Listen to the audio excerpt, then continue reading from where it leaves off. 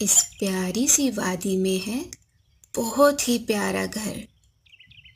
وہ ہے ان 4 دوستوں کا جن کی بہت اچھی دوستی ہے۔ جیم، چے، ہے۔ چاروں کی دوستی تو بہت اچھی ہے مگر شوق سب کے الگ ہیں۔ جیم کو ہے جہاز اڑانا پسند۔ جیم سے جہاز۔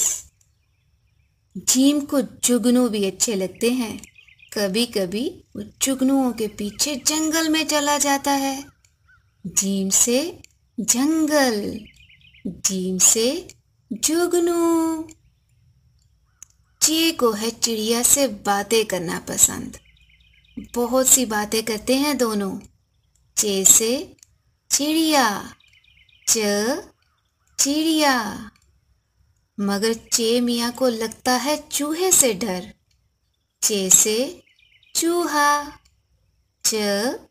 چوہا۔ اور ہے کو پسند ہے حلوہ بہت۔ صبح شام حلوہ کھانے کو دل کرتا ہے اس کا۔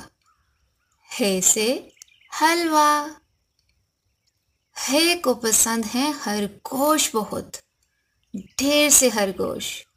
دوستی ہے ان سے اس کی۔ ہے سے خرگوش۔ جیم، چے، ہے۔ چاروں ہیں بہت ہی اچھے دوست۔ یہ تھی ان دوستوں کی کہانی۔ باقی دوستوں کی کہانی بعد میں۔